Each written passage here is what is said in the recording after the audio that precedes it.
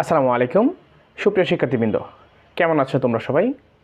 আশা করি আল্লাহর অশেষ মেহেরবানিতে সকলে খুবই ভালো আছো, সুস্থ আছো। তো আজকে আমরা আলোচনা করতে যাচ্ছি গণিতের একেবারে বেসিক্স পর্ব নিয়ে। সেখানে থাকছে গণিত কী, গণিত শব্দের অর্থ কী, গণিত কাকে বলে, কত প্রকার, গণিতের প্রধান শাখা ইত্যাদি বিষয়গুলো নিয়ে। ভিডিওটি যেন শর্ট হয় এই জন্য আমি আগেই বোর্ডে লিখে রেখেছি। সর্বপ্রথম হচ্ছে গণিত কী, গণিত কি অথবা গণিত কাকে বলে, গণিত কাকে বলে। এটার সংজ্ঞা হিসাবে আমি দিয়েছি গণিত হলো পরিমাণ, সংগঠন, স্থান ও পরিবর্তনের যে বিষয়গুলা আছে সবগুলা গবেষণার ভিত্তিতে যে মানগুলো বের করা হয় অথবা গবেষণা করে যে জ্ঞানগুলো পাওয়া যায় সেগুলো হচ্ছে গণিত। গণিতের আরেকটা সংজ্ঞা যদি আমি দিই সেটা হচ্ছে এরকম যে জানা তত্ত্বের সাহায্যে অজানা তত্ত্ব বের করা, এটা হচ্ছে গণিত। জানা তত্ত্বের সাহায্যে আমরা অজানা কিছু তত্ত্ব বের করব, এটার মানে হচ্ছে গণিত। যেমন একটা বিষয় যদি আমরা বলি যে আমরা একটা সময় অঙ্ক করতাম শুধুমাত্র পরীক্ষায় নাম্বার পাওয়ার জন্য, অথবা কিছু মান দেওয়া থাকতো আমরা বের করতাম, অথবা আমরা একটা অঙ্ক সমাধান করতে পারতাম, আমরা সমাধানটাই করতাম, এটাই হচ্ছে আমাদের অঙ্ক। কিন্তু বর্তমানে সময়ের বিবর্তনে এমন একটা পরিস্থিতিতে আমরা এসে দাঁড়িয়েছি, অথবা এমন একটা পৃথিবীতে আমরা এসে দাঁড়িয়েছি যেখানে শুধুমাত্র গণিতের সমাধান করতে পারলেই হবে না, সেখানে সবচেয়ে কম সময়ে একেবারে নির্ভুল তথ্য বের করা যায় সেই চেষ্টাটা আমাদের করতে হবে, সেই পথে আমাদের চলতে হবে। কারণ আগেকার পড়াশোনা আর এখনকার পড়াশোনা অনেক পার্থক্য। গুরুত্বপূর্ণ নিউজ হচ্ছে তোমরা যে 24-এ পড়াশোনা করেছো 2024 সালে, সেই পড়াশোনা কিন্তু এখন আর থাকছে না। আমরা কিন্তু 2025-এ আবারও সেই পূর্বের ইতিহাস, আবারও সেই পূর্বের কারিকুলাম আমরা ফিরে পাচ্ছি। তো আমরা চেষ্টা করব শুরু থেকে একেবারে পড়াশোনাটা যেন চালিয়ে নিতে পারি। তারপর আসি আমরা গণিত অর্থ কী। গণিত অর্থ কী? গণিতের অর্থ আমরা জানি ম্যাথমেটিক্স, MATHEMATICS, ম্যাথমেটিক্স, এটা হচ্ছে গণিতের অর্থ। আচ্ছা, এটা কি শব্দ? এটা একটা ইংরেজি শব্দ, এটা একটা ইংরেজি শব্দ। এটা কি সরাসরি ম্যাথমেটিক্স কিভাবে আসছে? সর্বপ্রথম আমরা একটা গ্রিক শব্দ মাপেমা, এই যে এই শব্দটা, এটা হচ্ছে নাম হচ্ছে মাতেমা। মাতেমা একটা কি শব্দ? এটা একটা গ্রিক শব্দ, এটা একটা গ্রিক শব্দ। মাতেমাটিকস, মাতেমাটিকে কি আসছে?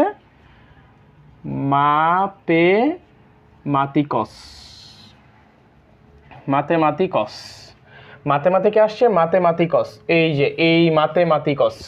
তারপর আসছে ম্যাথমেটিক্স, ম্যাথমেটিকস থেকে ম্যাথমেটিক্স, তারপর আসছে ম্যাথমেটিক্স।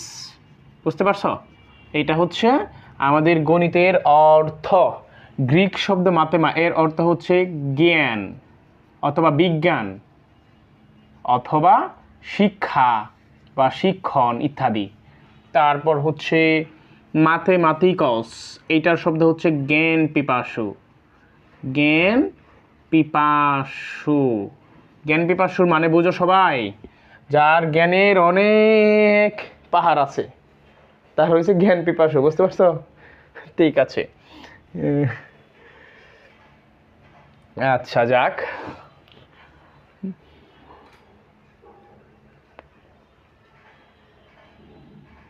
তারপর হচ্ছে ম্যাথমেটিক্স শব্দের অর্থ তো সবাই জানো, সেটা হচ্ছে গণিত। এই পর্যন্ত বুঝতে পারছো? এই পর্যন্ত সকলের ক্লিয়ার? আমরা কেন গণিত করব? গণিত করার মানে কি? গণিত করার মানে হচ্ছে একটা সমস্যা দেওয়া থাকবে, সেই সমস্যাটা আমরা সমাধান করব। আমরা সেই সমস্যাটা সমাধান করে দেখব সেটার একটা অর্থপূর্ণ ফলাফল আসে কিনা, এটা আমাদের সঠিক রাস্তায় নিয়ে যায় কিনা।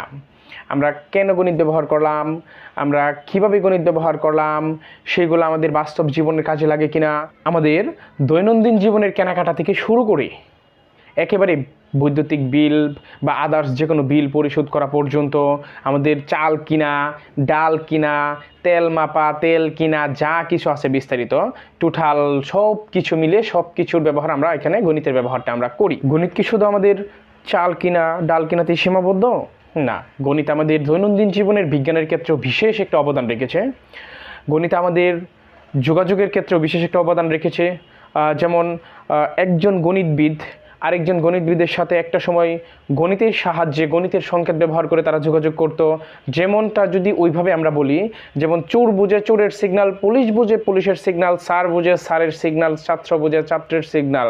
মোট কথা হচ্ছে, যদি ওইভাবে আমি একটু বলি, একটা গল্প বলি তোমাদেরকে, আমি বোঝাই। তোমরা দুই বন্ধু একটা প্রোগ্রাম করছো যে একটা কোথাও যাবা, সেইখানে তোমার ওই বন্ধুটার পরিবার তোমার ওই বন্ধুকে দিবে না যাইতে, বুঝতে পারছো? ওই বন্ধুটা যখন দিবে না তোমাকে যাইতে, তখন এমনকি তোমার সাথে তার বন্ধুকে তার আব্বা আম্মু দেখতেও পারে না, নিষেধও দিয়েছে, বুঝতে পারছো? তো তোমরা বাহির থেকে প্ল্যান করছো, এখন তার বাসার সামনে ফোনও দিতে পারবে না, কারণ সে তার পরিবারের সামনে তোমার সাথে ফোনেও কথা বলতে পারবে না, কারণ তোমার সাথে তার কথা বলা নিষেধ, বুঝতে পারছো? এখন তোমরা যে একটা প্রোগ্রাম করে রাখছো যে তোমরা একটা ফাংশনে যাবা, বুঝতে পারছো? তো এখন কিভাবে যাবা, কিভাবে বুঝবো যে সে বাসায় আসছে, আদার্স সব কিছু মিলে। তো তোমরা আগে থেকে একটা সংকেত দিয়ে রাখছো যে আমি যদি তোদের বাসার নিচে যাই তাহলে আমি কট কট কট অথবা যে কোনো একটা সাউন্ড সিলেক্ট করে দিবা যে আমি এই শব্দটা করব, তখন তুই ভাববি যে আমি নিচে আসছি, তখন তুই চলে আসবি। এটা হচ্ছে তোমাদের দুইজনের পার্সোনাল সংকেত, যেই সংকেতটা তুমি মানে তুমি সে ছাড়া কেউ জানবে না, তোমার আব্বু আম্মু তো বুঝতে পারবেই না, তোমরা সেখানে বিখ্যাত গণিতবিদ হয়ে গেলা, বুঝতে পারছো? তো এইরকম একটা সময় এক গণিত ব্যবহার হইতো শুধুমাত্র একজন গণিতবিদ আরেকজন গণিতবিদের সাথে যোগাযোগ করার ক্ষেত্রে, যোগাযোগ করতো গণিতের সাহায্যে। শুধু গণিতের ব্যবহার আমরা 5 আর 2 7 যোগ করি এইটুকুর মধ্যে সীমাবদ্ধ না, বুঝতে পারছো? এটা হচ্ছে আমাদের পরবর্তী টপিক। এখানে আছে পাটিগণিত, বীজগণিত, সংখ্যা তথ্য ও জ্যামিতি। এগুলো হচ্ছে গণিতের প্রধান শাখা, এগুলো হচ্ছে গণিতের প্রধান শাখা। বাকি যেগুলো আছে, বাকি হচ্ছে এইগুলা থেকে উৎপত্তি, বাকি সবগুলোই হচ্ছে কি এইগুলোর উপশাখা, বাকি সবগুলোই হচ্ছে এইগুলোর উপশাখা, মানে এইগুলোর মধ্যেই পড়ছে, এইগুলোর ভিতর থেকে বেরিয়ে গেছে, বুঝতে পারছো তোমরা সবাই? আচ্ছা, তো আমরা আজকে আলোচনা করব পাটিগণিতের কিছু বেসিক্স। তো পাটিগণিতের হিস্ট্রি অথবা গণিতের যদি হিস্ট্রি উৎপত্তি বিকাশ সব কিছু নিয়ে যদি আলোচনা করি, তাহলে এক এক সময় এক এক বিজ্ঞানী এক এক তথ্য দিয়েছেন, সব কিছু তো আলোচনা করে পারা যাবে না। আমরা হাতে গোনা দিয়ে একটা আলোচনা করে আমরা আজকে চলে যাব বীজগণিতের সম্পূর্ণ টোটাল বেসিক্স পর্ব অনে। সর্বপ্রথম আলোচনা করব পাটিগণিত নিয়ে। পাটিগণিত হলো গণিতের অন্যতম একটা প্রাচীন শাখা, অন্যতম একটা পুরাতন শাখা। সবার আগে পাটিগণিতের উৎপত্তি, অন্যতম একটা প্রাচীন মানে পুরাতন শাখা, যা সংখ্যা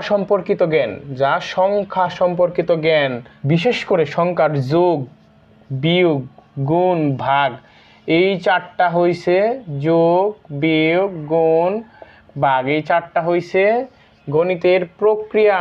গণিতের 4 প্রক্রিয়া, এইটা হচ্ছে গণিতের মূল ভিত্তি। কেনাকাটা করলে ওই জিনিসের হিসাব নিকাশটা লাগে, সব কিছু এগুলো হচ্ছে গাণিতিক প্রক্রিয়া। এগুলার কি বলতে পারি আমরা? গাণিতিক প্রক্রিয়া। একটা সময় আমরা যোগ, বিয়োগ, গুণ, ভাগ করাকে গণিত হিসাবে চিনতাম। আস্তে আস্তে আমরা সময়ের বিবর্তনের ফলে আমরা জানি সব কিছুতেই গণিতের ব্যবহার আছে, বুঝতে পারছো? আচ্ছা, প্রাচীনকাল থেকে আমাদের হিসাব নিকাশ হয়ে আসছে। এখন এটা কে আনছে, কিভাবে হয়েছে? কারণ গণিতবিদ হয়ে কি কেউ জন্ম নেয়? গণিতবিদ হয়ে কেউ জন্ম নেয় না। আস্তে আস্তে পৃথিবীতে এসে গবেষণা করতে করতে এক একজন গণিতবিদ হয়ে ওঠে। তো আমরা কয়েকজন গণিতবিদের নাম উল্লেখ করলাম যারা প্রাচীনকাল থেকে এটা গবেষণা করে আসছে, যেমন হচ্ছে পিথাগোরাস, গ্যালিলিও, মহাবীর প্রমুখ, আরও আছে অনেকেই। তারা এই গণিত নিয়ে আলোচনা করতে করতে আজ এই পর্যন্ত আসছে গণিতের উৎপত্তি। তো সময়ের এক এক শতকে এক এক সময়ে গণিতের সংজ্ঞা এক একটা হচ্ছে। তো আমি সহজ যে একটা সংজ্ঞা দিলাম, সেই সংজ্ঞাটা সব সময় তোমরা রাখতে পারো, যেটা যতই পরিবর্তন আসুক এই সংজ্ঞাটার মধ্যেই পড়বে যে জানা তত্ত্বের সাহায্যে অজানা তত্ত্ব বের করাটা দিলাম না। যদি কেউ না দেখে থাকো তাহলে ভিডিওটা একটু পিছন থেকে দেখো, তাহলে তোমরা বুঝতে পারছো?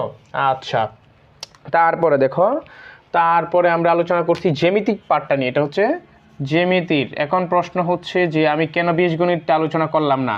আমি আগেই বলেছি আজকে বীজগণিতের বেসিক্সটা আমরা আলোচনা করব, শুধুমাত্র পাটিগণিত আর জ্যামিতিক পার্টটা যেহেতু একটু বহুল পরিচিত, যার জন্য এটা আমি একটু হিন্টস দিলাম। আমরা বীজগণিতটা বেসিক্স টোটালি আলোচনা করব।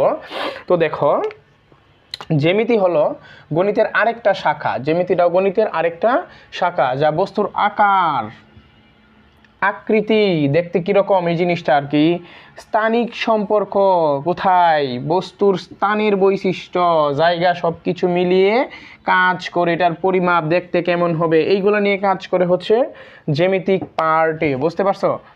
ইতিমধ্যে আমরা পাটিগণিত সম্পর্কে জেনেছি, পাটিগণিত, তোর মধ্যে আমরা জ্যামিতি সম্পর্কে জেনেছি। একটু বেসিক্স নিলাম যে পাটিগণিত হলো আমরা সংখ্যা তত্ত্বের ব্যবহার, আর বীজগণিত হচ্ছে আকার আকৃতি তত্ত্বগত ব্যবহার, আকার আকৃতিগত ব্যবহার। ঠিক আছে? আচ্ছা, এখন আমরা পড়ব হচ্ছে বীজগণিত। বীজগণিত হলো এটাও গণিতের একটা অন্যতম শাখা, বীজগণিত এটাও গণিতের একটা অন্যতম গুরুত্বপূর্ণ শাখা। হ্যাঁ, এটাও একটা গুরুত্বপূর্ণ শাখা। যেখানে হচ্ছে ব্যবহার করা হয় অক্ষর প্রতীক, যেখানে চলে হচ্ছে অক্ষর প্রতীক, যেগুলার নির্দিষ্ট কোনো মান দেওয়া থাকে না, যে কোনো মানের পরিবর্তে ব্যবহার করা হইতে পারে। যেমন হচ্ছে এ বি সি অথবা এক্স ওয়াই জেড অথবা কি পি কিউ আর, যে কোনো কিছু ব্যবহার করা হইতে পারে, এই অক্ষর প্রতীক হইতে পারে, এই অ্যালফাবেটগুলাই হইতে পারে। যেমন হচ্ছে সবগুলো হচ্ছে লেটার। আমরা যদি বলি আমাদের লেটার কয়টা, যদি ওটা ইংলিশ ক্লাস না একটু বলি, হ্যাঁ, কারণ একটা স্টুডেন্ট বলতেছিল যে অ্যালফাবেট নাকি 26টা, অ্যালফাবেট হচ্ছে কয়টা, 26টা। তাহলে লেটার কয়টা? তখন আর প্রশ্ন মনে পরে বলতেছে লেটার আর অ্যালফাবেট নাকি এক। ঠিক আছে, যদিও ওইটা গণিত ক্লাস, তারপর আমি একটু বলে দিচ্ছি, লেটার হচ্ছে সবগুলা লেটার মিলিয়ে হচ্ছে একটা অ্যালফাবেট, আমাদের সবগুলা মিলিয়ে হচ্ছে একটা অ্যালফাবেট। ঠিক আছে, যদি লেটার বলা হয় তাহলে তুমি বলতে পারো। বুঝতে পারছো? লেটার আর অ্যালফাবেট এক জিনিসটা, এটা শিখে নিও। যদি ওইটা গণিত ক্লাস, একটু কথায় আসলে বলে দিলাম। ঠিক আছে, আমরা এই ইংরেজিগুলা, এই অক্ষরগুলা আমরা গণিতের বীজগণিত পার্টে ব্যবহার করতে পারি। গণিতের বীজগণিত পার্টটা হচ্ছে বহুল এক সিলেবাস, যে জিনিসটা আমরা আলোচনা করব আস্তে আস্তে, পর্ব আকারে আমরা দিব। আমরা চেষ্টা করব দেখি আজকে, তারপরে সে আমরা চলকে, বীজগণিতের চলক খুবই গুরুত্বপূর্ণ একটা বিষয়। এগুলো হচ্ছে বীজগণিতের ভিত্তি, এগুলো ছাড়া আমরা বীজগণিত করতে পারি না। তো চলক হচ্ছে ওই যে আমরা বললাম এক্স সমান সমান 5টি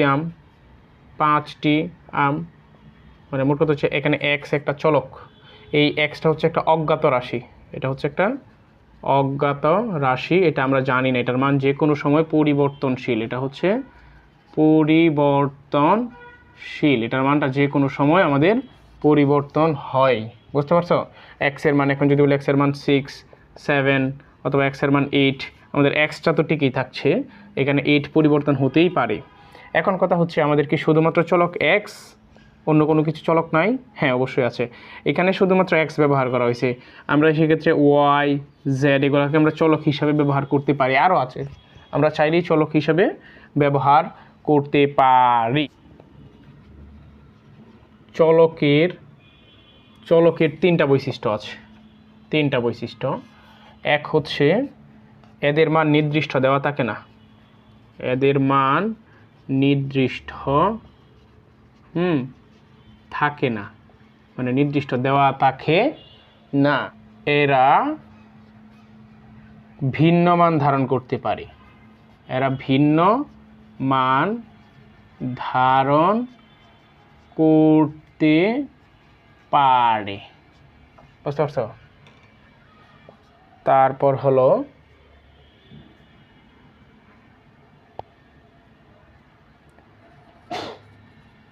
এদের মান ক্ষেত্র বিশেষে কি হয়, পরিবর্তন হয় এদের মান। তারপর আসে আমরা প্রক্রিয়া চিহ্ন, যে জিনিসটা আমরা শিখে আসছি, যোগ বিয়োগ গুণ কি ভাগ, ঠিক আছে। যে জিনিসটা পাটিগণিত আমরা পড়ছি যোগ, এটাকে পড়ছি বিয়োগ, এটাকে পড়ছি গুণ, এটাকে পড়ছি ভাগ। ভাগ এখন আমরা পড়ি নাই। আচ্ছা, তো বীজগণিতের ক্ষেত্রে আমরা কি পড়ব? বীজগণিতের ক্ষেত্রে এটাকে আমরা পড়ব প্লাস। ঠিক আছে, বীজগণিতের ক্ষেত্রে এটা পড়ব প্লাস, এটাকে পড়ব আমরা মাইনাস। হ্যাঁ, এটাকে আমরা পড়ব প্লাস, এটাকে পড়ব মাইনাস, তারপরে এটাকে পড়ব হচ্ছে আমরা মাল্টিপ্লিকেশন। মাল্টিপ্লিকেশন, অথবা কি পড়তে পারি এটাকে আমরা আরেকটা পড়তে পারি ডট পড়তে পারি, ডট, অথবা এটাকে আমরা ইনটু পড়তে পারি, ইনটু। এইগুলোর তিনটা নাম দিলাম কারণ কি অনেক সময় আমাদের এই অবস্থায় থাকে যে প্রতীকগুলো এভাবে গুণন অবস্থায় থাকে, এ গুণন বি, এটাও সঠিক। আমরা এই গুণনটা যদি এভাবে দিই এ এ ডট বি, তার মানে এটাও গুণন অবস্থায় ধরা হয়। আবার যদি কোনো কিছু নাও দিই এটাকেও ইনটু বলা হয়, এটা হচ্ছে গুণের একটা বৈশিষ্ট্য, বুঝতে পারছো? তো এটাকে আমরা মাল্টিপ্লিকেশনও বলতে পারি, ডট বলতে পারি, ইনটু বলতে পারি। তারপর হচ্ছে ভাগ, এটাকে আমরা বীজগণিতে কী বলবো? এটাকে বলবো আমরা ডিভিশন। এই সবগুলো আমি বাংলাতে লেখার কারণ হলো যদিও আমরা বীজগণিত অঙ্ক করব সবগুলো কিন্তু আমরা এইভাবে উচ্চারণ করব, এই জন্য আমরা এই জিনিসগুলো বাংলাতে লিখে দিলাম, ইংলিশ কনভার্ট আমরা করি নাই। এখন ধরি আমরা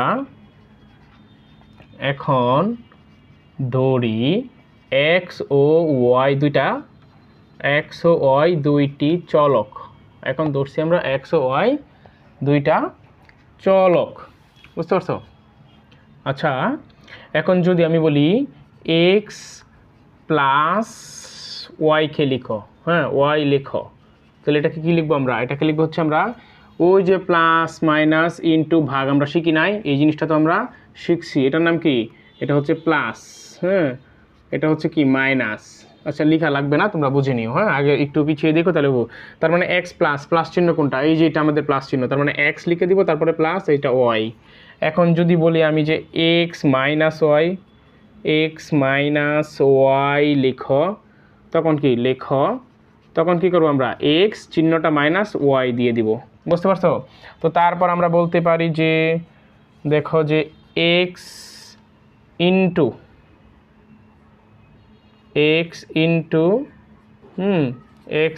অথবা এক্স গুণন ওয়াই লিখো, তখন আমরা কী করতে পারি? এক্স ইন্টু ওয়াই লিখতে পারি, অথবা এক্স ডট ওয়াই লিখতে পারি, অথবা এক্স ওয়াই লিখতে পারি, বুঝতে পারছো? তারপর যদি বলি যে এক্স ডিভিশন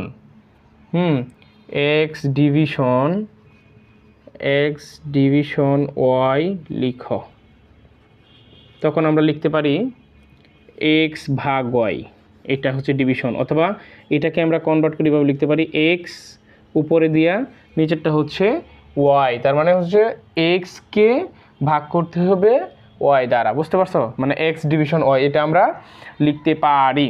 এখন যদি বলা হয় যে এটার ক্ষেত্রে যদি বলা হয় যে এক্স ইন্টু 3 লিখো, তখন আমরা লিখি হচ্ছে 3x, অথবা এক্স ইন্টু 3 ডট দিই, অথবা কি লিখি এক্স ইন্টু, এটা কিন্তু এক্স আর এটা ইন্টু 3, এটা লিখি। কিন্তু আমরা কখনোই এক্স লিখা 3 লিখি না, লিখলে এটা অবশ্যই একটা ইন্টু দিই, লেখার একটা মাধুর্যতা আছে। বীজগণিতিক চিহ্ন যদি আমরা ধরি যে কখনো লিখলাম এ বি অথবা এক্স ওয়াই জেড, এরকম কোনো কিছু লিখলে ধরে নিতে হবে এদের মাঝামাঝি আমাদের একটা ইন্টু চিহ্ন আছে, এদের মাঝামাঝি সবগুলোর ইন্টু চিহ্ন আছে। এগুলোতে আছে কি, যেমন X into Y into Z, এটাতে আছে কি এ ইন্টু ভি, এরকম যদি অনেকগুলো থাকে A B C D E F G dot dot dot, তো সবগুলো ধরে নিতে হবে A into B into C into D into E into F into G into dot dot dot এরকম চলতে থাকবে, বুঝতে পারছো? যদি এরকমভাবে লেখা হয় বীজগণিতের ক্ষেত্রে তাহলে আমরা ধরে নেব সবগুলোর মধ্যে আমাদের মাঝখানে ইন্টু আছে, বুঝতে পারছো? এখন আমরা কয়েকটা বীজগণিতিক রাশি লিখব, সেগুলো দ্বারা কি বোঝায় সেটা আপনারাও চেষ্টা করুন, আমরাও করে দিচ্ছি, ঠিক আছে? তো নিচে কয়েকটা বীজগণিতিক রাশি লিখলাম। 1 নাম্বার লিখলাম হচ্ছে 7x, 2 নাম্বার লিখলাম হচ্ছে 3y, 3 নাম্বার লিখলাম হচ্ছে 5z প্লাসের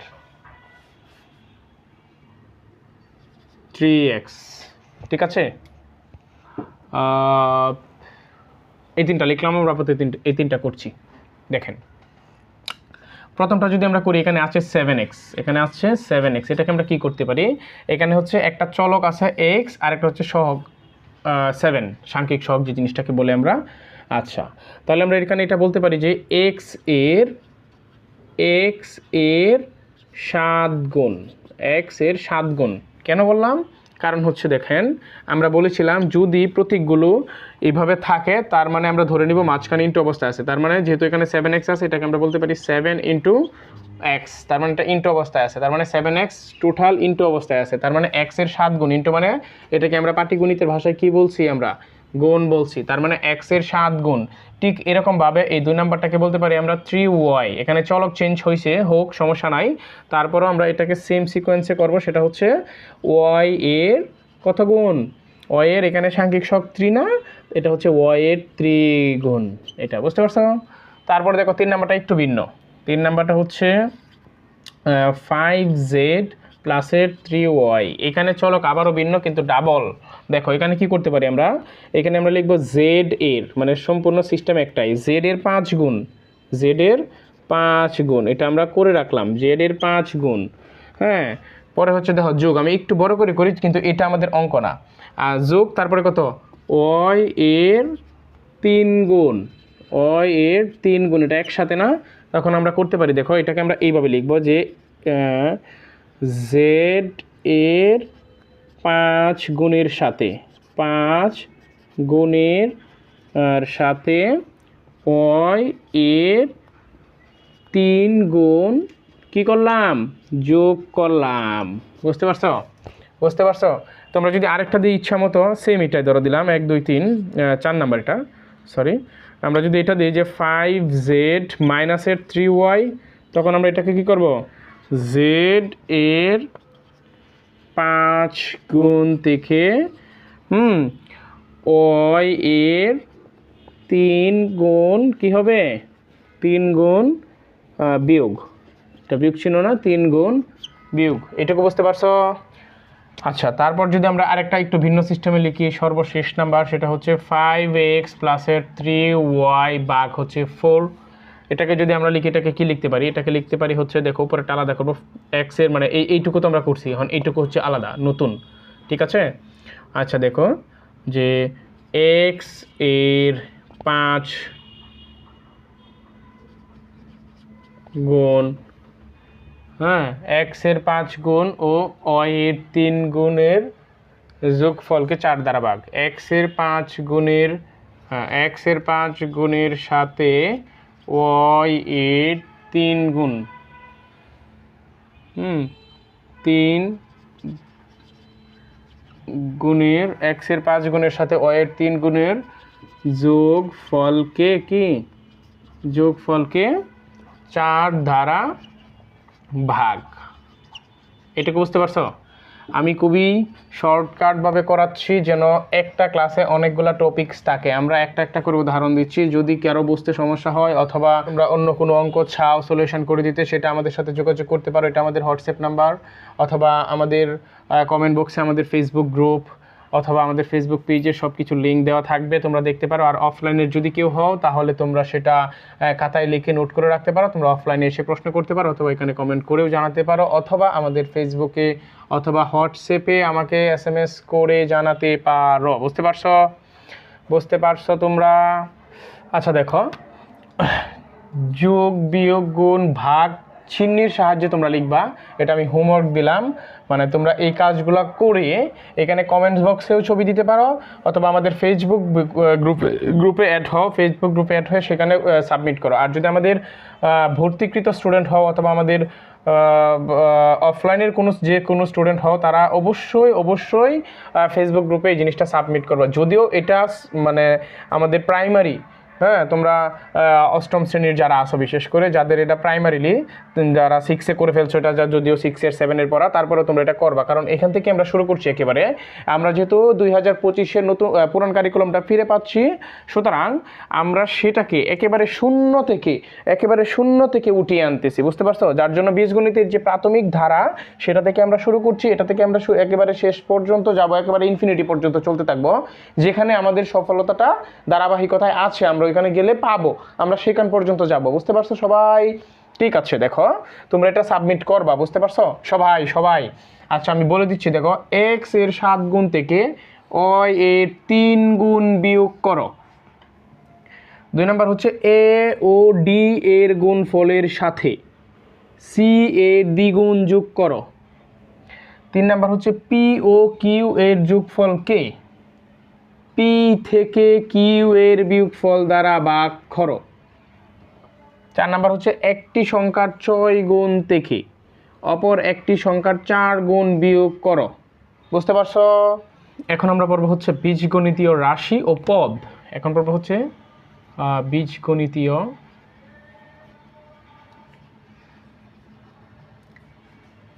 রাশি ও পদ, এই জিনিসটা পড়বো আমরা। বীজগণিতীয় রাশি কাকে বলে, পদ বলে। আচ্ছা দেখো, আমরা লিখছি এটা একটা বীজগণিতীয় রাশি, 5x প্লাসের 7y, এটা একটা বীজগণিতীয় রাশি। তারপর হচ্ছে কত, ax প্লাসের y প্লাসের c, এটা একটা বীজগণিতীয় রাশি, বুঝতে পারছো? 7x মাইনাসের 3y প্লাসের z, এটাও একটা বীজগণিতীয় রাশি, বুঝতে পারছো? দেখো এখন এটা একটা রাশি, এটা একটা বীজগণিতীয় রাশি। এখন হচ্ছে পদ। দেখো এটা হচ্ছে একটা পদ, এটা হচ্ছে এক পদের একটা বীজগণিতীয় রাশি, এটা হচ্ছে এক পদী বীজগণিতীয় রাশি, বুঝতে পারছো? বীজগণিতীয় রাশি, এটা হচ্ছে এক পদী বীজগণিতীয় রাশি। এই 7y এটাও হচ্ছে সেম এক পদী বীজগণিতীয় রাশি। তারপর হচ্ছে দেখো এইখানে হচ্ছে পদ কয়টা, এইটা একটা পদ, এইটা আর একটা পদ মানে জাত, বুঝতে পারছো? জাত, এটা হচ্ছে একটা পদ আর এটা হচ্ছে আরেকটা পদ, টোটাল হচ্ছে কয়টা পদ, 2টা পদ। এটা হচ্ছে আমরা কি বলবো, দ্বিপদী, মানে দুই জাত, বুঝতে পারছো? দ্বিপদী বীজগণিতীয় রাশি, দ্বিপদী বীজগণিতীয় রাশি, বুঝতে পারছো? তারপরে দেখো এইটা একটা পদ, এইটা একটা পদ, এটা একটা পদ, তারপর এখানে এইটা একটা পদ, এইটা একটা পদ, এইটা একটা পদ, তার মানে এইটা আর হচ্ছে এইটা, মানে টোটালটা হচ্ছে একটা ত্রিপদী বীজগণিতীয় রাশি, বীজগণিতীয় রাশি মানে 3 পদের, মানে হচ্ছে কি 3 পদের বীজগণিতীয় 3 পদের রাশি। এটা যদি 4টা পদ থাকতো 4 পদের 5 পদের, তার মানে এক একটা এতে মানে যতগুলো ভাবে থাকবে সবগুলো হচ্ছে এক একটা পদ, এই পদের বীজগণিতীয় রাশি সবগুলো, বুঝতে পারছো তোমরা? মানে রাশি আর পদ, বুঝতে পারছো? এইগুলো হচ্ছে এক একটা রাশি আর এগুলো হচ্ছে পদ, বুঝতে পারছো? ঠিক আছে, আমরা পরে চলে যাব পরের টপিকে।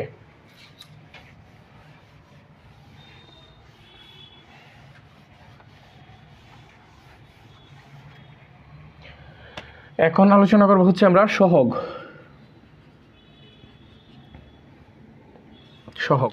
আমরা জানি একপদী রাশির চলকের সাথে যে সংখ্যা গুণন অবস্থায়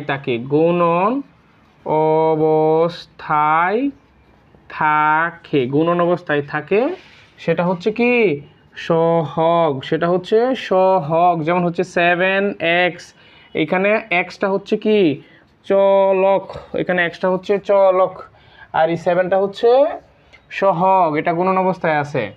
এখন কথা হচ্ছে সহগ কত প্রকার। সহগ সাধারণত আমরা দুই প্রকার বলতে পারি। যেমন হচ্ছে যদি এটা বলি, যেমন দেখো 7x প্লাসের vx, প্লাসের না, এটা একটা ধরো, এটা একটা একপদী রাশি, এটাও একটা একপদী রাশি। দেখো এইখানে হচ্ছে আমাদের x হচ্ছে চলক, এখানে x হলো চলক, এখানে x হলো চলক, আর 7 হলো কি সহগ। কিন্তু এই 7টা কি, এটা হচ্ছে আমাদের সাংখ্যিক সহগ, এটা হচ্ছে আমাদের সাংখ্যিক সহগ, এটা হচ্ছে আমাদের সাংখ্যিক সহগ, বুঝতে পারছো?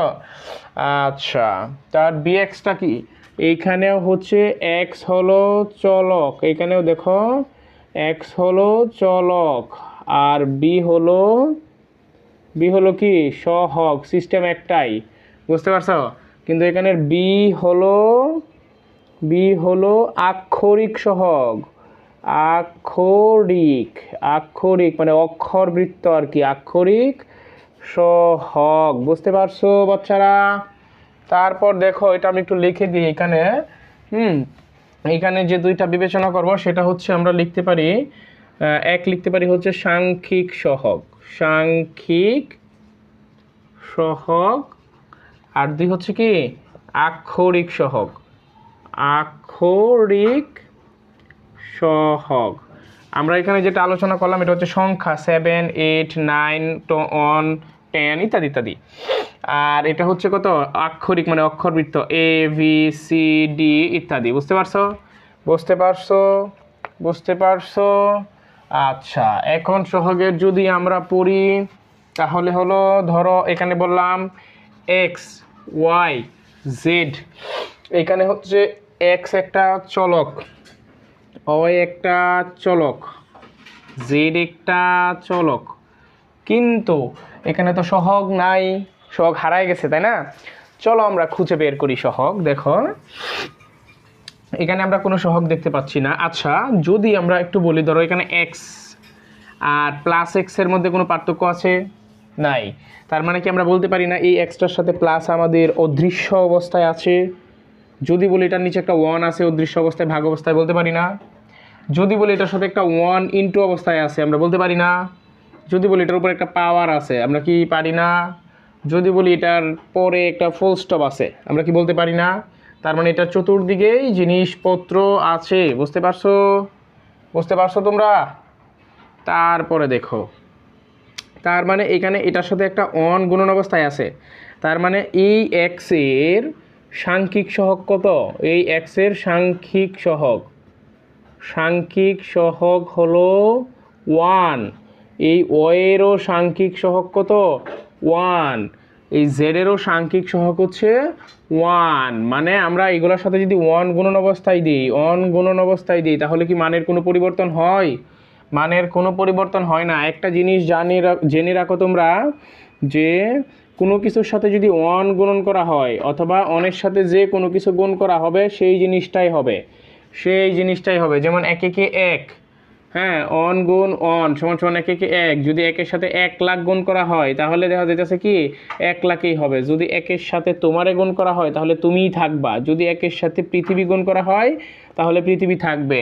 কিন্তু আমার সাথে তুমি গুণ করো না, তাইলে কিন্তু জীবন পুরোটা তেজপাতা। আচ্ছা, তার মানে আমরা সহগ, সাংখ্যিক সহগ, আক্ষরিক সহগ আমরা আলোচনা করে ফেললাম, বুঝতে পারছো? আচ্ছা, তোমরা এখন কয়েকটা সহগ নির্ণয় করো। সহগ নির্ণয় আমরা নির্ণয় করব, ঠিক আছে? সহগ নির্ণয়, এটা হচ্ছে সহগ নির্ণয়। এখানে আমরা কতগুলা দিলাম, এগুলার সহগ নির্ণয় করো। সর্বপ্রথম হচ্ছে 1, 8x এর সহগ কি? 8x এর সহগ কীভাবে হবে বলো? 8x এর সহগ হবে, দেখো 8 ইন্টু এক্স না, 8 ইন্টু এক্স, তার মানে 8 এর সহগ, 8x এর সহগ, 8x এর কি সাংখ্যিক সহগ হবে এটা, 8x এর সাংখ্যিক সহগ, 8x এর সাংখ্যিক সহগ কত? 8, বুঝতে পারছো? তারপরে হচ্ছে কত 2 নাম্বার হচ্ছে 8xy এর সহগ হচ্ছে দেখো 8 ইন্টু এক্স ইন্টু ওয়াই। দেখো এগুলো হচ্ছে চলক, xy হচ্ছে চলক, বুঝতে পারছো? তার মানে 8 ইন্টু এক্স, হ্যাঁ সরি 8xy এর সাংখ্যিক সহগ কত? সাংখ্যিক সহগ হলো 8, বুঝতে পারছো? তারপরে হচ্ছে 5/2 xy, এটারে আমরা কি এর সহগ আমরা কি করতে পারি? দেখো এখানে 5/2 ইন্টু এক্স ইন্টু ওয়াই, তার মানে 5/2 xy এর সাংখ্যিক সহগ কত বলো? সাংখ্যিক সহগ হলো 8, বুঝতে পারছো? সরি 5/2, এটা সবগুলোর সাথে সাথে 8 বলে ফেলছি, এটা হচ্ছে 5/2। তারপরটা কি আছে? 3xy, দেখো এখানে আছে 3xy এর সহগ কেমনে নির্ণয় করব? এর সহগ 3 ইন্টু এক্স ইন্টু ওয়াই, বলতে পারি 3xy এর সাংখ্যিক সহগ, সাংখ্যিক সহগ 3x এর সাংখ্যিক সহগ কত? 3। তারপরে দিলাম কত? মাইনাসের xyz, মাইনাসের xyz এর সহগ কত বলো? এর সহগ হচ্ছে মাইনাসের 1, মাইনাস চিহ্ন তো আর সংখ্যা ছাড়া বসবে না, মাইনাসের 1 into X into Y into Z, তার মানে এটার কত? এটার সাংখ্যিক সহগ হচ্ছে মাইনাসের 1। আচ্ছা, সবগুলোই তো আমরা সাংখ্যিক সহগ পাইলাম, ঠিক না? তো আমরা আক্ষরিক সহগটা একটু দেখি নাই, আমরা একটা আক্ষরিক সহগ দেখি। আক্ষরিক সহগ নির্ণয় করো, সেটা হচ্ছে যদি বলি এ এক্স আর হচ্ছে ধরো পি কিউ ওয়াই। আচ্ছা, এইখানে এ এক্স এর সহগ হলো এ ইন্টু এক্স, তার মানে যেহেতু প্রথম জিনিসটা সহগ হয়, তার মানে কত? এ এক্স এর আক্ষরিক সহগ, কারণ এটা সংখ্যা না, এটা হচ্ছে অক্ষর ভিত্তিক, হ্যাঁ আক্ষরিক সহগ। আক্ষরিক সহগ হলো কত? এ। আর এই পি কিউ ওয়াই এ আক্ষরিক সহগ কত বলো? এটা সরাসরি লিখে ফেলি। আক্ষরিক সহগ হলো কত? পি কিউ, কারণ হচ্ছে এক্সটা আমাদের সিল মারা চলক, ওয়াইটা আমাদের সিল মারা চলক, বুঝতে পারছো? আমরা একটা এক্সাম্পল নিলাম, সেটা হচ্ছে একটি কলমের দাম এক্স টাকা ও একটি কাতার দাম হচ্ছে ওয়াই টাকা হলে নিচের প্রতীকগুলো দ্বারা কি বোঝায়? প্রতীকগুলো হচ্ছে একটা হচ্ছে 8x, একটা হচ্ছে 9y, একটা হচ্ছে 3x প্লাসের 6y। আচ্ছা, তার মানে দেওয়া আছে কি? কলমের দাম x টাকা দেওয়া আছে। যদি আমরা সমাধানে যাই, আচ্ছা দেখি আমরা সলিউশন, হ্যাঁ দেখো দেওয়া আছে, আমরা লিখতে পারি যেহেতু দেওয়া আছে কি দেওয়া আছে? কলমের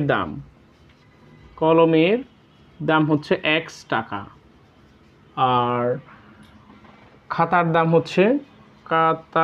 দাম হলো ওয়াই টাকা। আমরা ওই যে একটু আগে আলোচনা করেছিলাম যে বীজগণিত পাঠে এক্স ওয়াই হচ্ছে চলক, এইগুলার মান নির্দিষ্ট নয়, যে কোনো মান বসাইতে পারি। এখানে কি আমাদের কোনো কিছু দেওয়া আছে? কোনো কিছু দেওয়া আছে? কলমের দাম 5 টাকা 10 টাকা দেওয়া আছে? দেওয়া নাই। কলমের দাম এক্স টাকা, এক্সের মান যে কোনো কিছু হইতে পারে। আচ্ছা ঠিক আছে, আমরা এখন এখানে দাম নির্ধারণ করব না। আমাদের কথা হচ্ছে প্রথম শর্ত হচ্ছে 8x, যদি একটা কলমের দাম x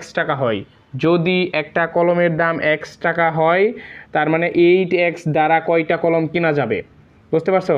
তার মানে আমরা জানি 8x হচ্ছে 8 গুণন x এর সম্পর্ক, এইটার একটা সম্পর্ক, তার মানে গুণের সম্পর্ক।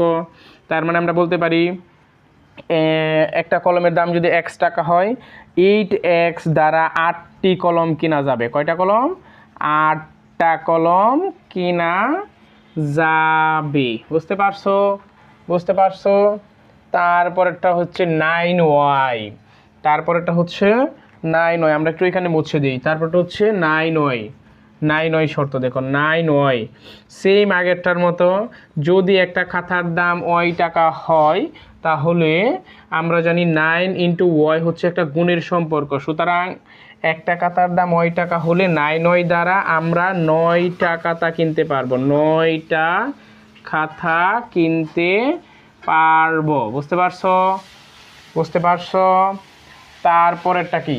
তারপরেরটা হচ্ছে 3x, 3x প্লাসের 6y, 3x প্লাসের 6y দ্বারা কি বোঝায়? 3x প্লাসের 6y বোঝাচ্ছে হচ্ছে যে তিনটা খাতা, যেহেতু এখানে x হচ্ছে কলম, সরি তিনটা কলম, তিনটা কলম, তিনটা কলম ও 6টি খাতা, 6টা খাতার যোগফল অথবা সমষ্টি বলতে পারো, সমষ্টিকে বোঝাচ্ছে, সমষ্টিকে বোঝাচ্ছে। বুঝতে পারছো তোমরা?